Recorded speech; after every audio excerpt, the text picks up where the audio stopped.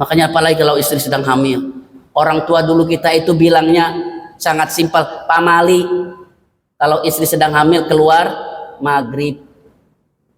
Bukan berarti kalimat pamali itu kalimat sakti yang tidak pernah ada contohnya di sana, tapi sebagai bentuk penjagaan supaya istri yang sedang mengandung dan kondisi kita benar-benar terjaga, terlindungi, karena mereka akan senantiasa Pak, di kamar kita lindungi dan menjaga kita ini, bentengan kita ini yang bisa membentengi kita. Nggak ada usaha kita sanggup musir kayak gitu Pak kita. Dan tatkala banyak doa ini Pak, baca doa tidak asal-asalan. Doa asal panggil udah, untuk bagian doa dipersiapkan kepada orang yang tahu. Ayo maju Pak doa, ayo doa semaunya aja. Oh Masya Allah, doa semaunya. Doa itu yang benar-benar Pak, antara lisan, pikiran dan hati masuk. Bahkan orang tua termasuk guru saya itu kalau mau berdoa, yang namanya dawamul wudu itu tidak pernah terlepas. Bahkan salah satu guru saya itu kalau minta untuk doa, dia sholat sunnah 2 rakaat. Termasuk saya sampai sekarang, kalau diminta doa misalkan dalam acara, saya nggak mau berangkat Pak sebelum saya wudhu dulu. Meskipun ya tidak harus wudhu sebenarnya, tapi sebagai bentuk adab-adaban saya akan minta kepada yang maha suci. Malu rasanya kalau diri kita dalam kondisi hadas.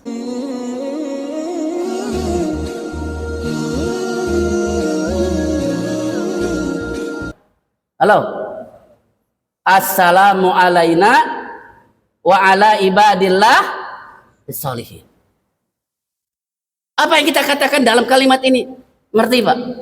Kita hadirkan itu hamba-hamba Allah yang soleh, para malaikat yang kita panggil. Keselamatan bagi kami ya Allah dan hamba-hambamu yang soleh. Jadi kalaupun ada jin di dalamnya, ada makhluk yang lain ada di dalamnya, biarin tuh berantem sama hamba yang soleh. Kita yang di sini bagian nonton doang. Karena nanti yang para malaikat, jin aja duluan tuh yang akan ngusirnya. Biar tatkala kita masuk di sana udah dalam kondisi steril. Masuk ke tempat tidur. Awas ini. Ini sering terjadi, Pak. Ke kasur. Itu jin itu di situ udah nongkrong, Pak. Awas, hati-hati. Tempat kasur yang kita senantiasa duduk di situ, tidur di situ, itu jin itu juga nongkrong dan tidur di situ. Gimana caranya supaya kita terhindar itu dari itu? Nah, tatkala kita masuk ke tempat tidur, sampaikan juga sama istri kita, Pak. Digibas-gibasin itu tempat tidur kita. Sambil dibacain. Jangan pakai jang jawakan, Pak. Sambil dibacain. Minimal kalau lebih lamanya ya pakai Al-Fatihah, ayat kursi, kulhu sama mu'awzatain. Kalau pun tidak, baca doa yang senantiasa dibacakan. Apa doanya? A'udzu bikalimatillahi tamah min syarri ma khalaq. Ada yang hafal? Pak, ada yang hafal? Boleh, kalau yang hafal pulang duluan nggak apa-apa. Ya. Ini Pak penting Pak, ini dibacakan. Apa artinya? Ini lihat artinya nih, lihat. A'udzu, aku berlindung kepada Engkau ya Allah. Bikalimatillahi tamah, dengan kalimatmu yang sempurna. Artinya kalimat Allah yang sempurna meliputi seluruh kalimat yang ada. Ya. Min syarri ma khalaq, dari segala kejahatan, kejelekan, kezoliman makhluk Allah. Minta dikeluarkan, minta dijauhkan kita. Itu dengan kalimat itu bangsa jin, setan dan yang ada di sekitar itu kabur, Pak. Merekat mereka. Takut dengan kalimat itu. Makanya sebelum tidur, sebelum istri nanti kita ada di sana di tempat tidur, bacakan kalimat itu. Ini pernah ada satu cerita Pak, sedikit aja. 2 menit ya. Saya punya teman. Dia kerjanya di Surabaya, istrinya di Malang. Suatu ketika, siswanya pulang Pak dari Surabaya. Pengen ketemu sama istrinya, seminggu sekali, biasalah. S3 Pak, setiap Sabtu setor. Ya. S3 Pak, setiap Sabtu setor. Ya zaman saya dulu waktu sebelum punya rumah di sini kayak begitu. Itu ternyata pas sampai ke rumahnya di Malang, subhanallah, istrinya sudah dikasih tahu bahwa si masnya mau datang, dipersiapkanlah. Pas sampai ke rumah baru belum nyampe ke kamar, baru hanya di tempat ruang tamu, ternyata ditelepon sama bosnya, ente harus balik lagi, perusahaan sangat membutuhkan urgent. Udah ketemu tuh sama istrinya, cuman nggak bilang lagi kalau dia dipanggil cepet sama bosnya. Akhirnya keluar tuh, balik lagi dia ke Surabaya. Istrinya nggak tahu kalau dia pulang ke Surabaya. Datangnya juga cuman senolol kayak gitu, pulangnya nggak ngabarin.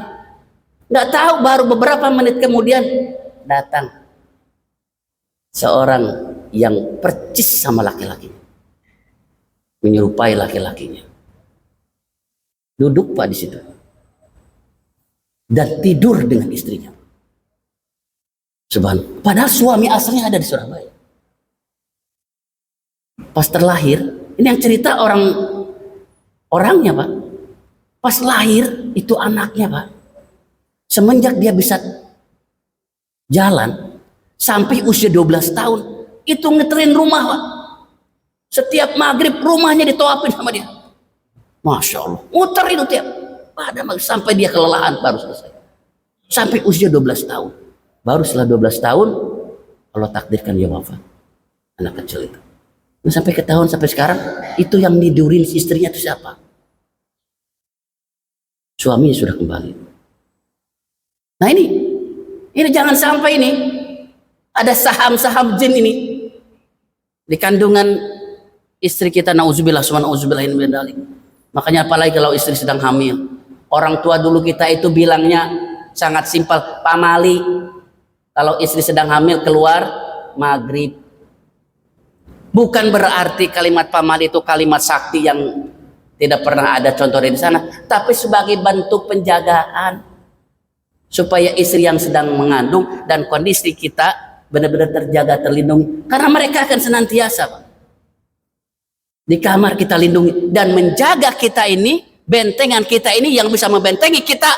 Nggak ada usaha kita sanggup musir kayak gitu Pak. Kita berantem kalah Pak, benar. Sok datengin sekarang jin satu lawan sama bapak, 5 menit juga nggak bakal kuat.